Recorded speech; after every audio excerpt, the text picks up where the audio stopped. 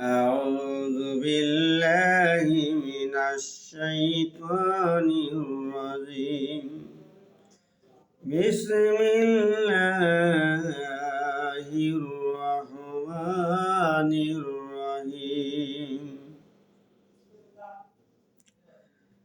الحمد لله على كل نعمته الحمد لله على كل عليه الحمد لله قبل كل حال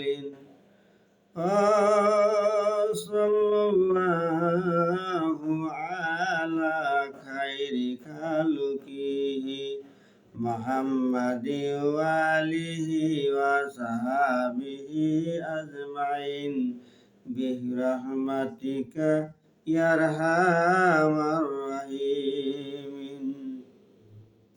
এই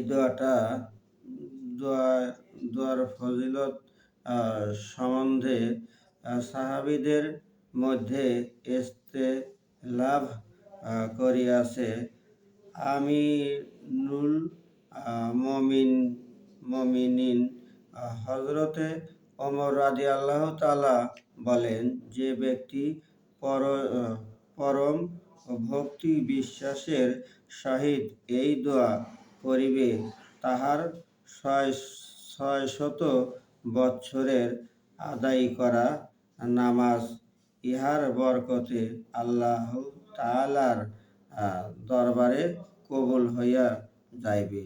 হযরতে ওসমান গনি রাদিয়াল্লাহু তাআলা আনহু বলেছেন 700 বৎসরের। হযরতে আলী রাদিয়াল্লাহু তাআলা আনহু বলেছেন, এই দোয়া পাঠকারীর 1000 বৎসরের নামাজ কায়জা হইয়া থাকিলে তাহার এই দোয়ার বরকতে আল্লাহর দরবারে কবুল হইয়া যাইবে। সুবহানাল্লাহ।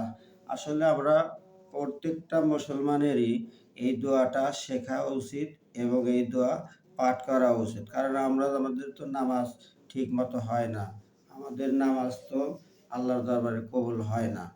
তাই এই দোয়ার বরকতে যেহেতু 3 খলিফা এরা এত বড় বর্ণনা দিয়েছে এই দোয়ার সম্পর্কে, আসলে আমরা প্রত্যেকটা মুসলমানই চেষ্টা করব এই দোয়াটা শেখার জন্য এবং পড়ার জন্য। আল্লাহ হাফেজ।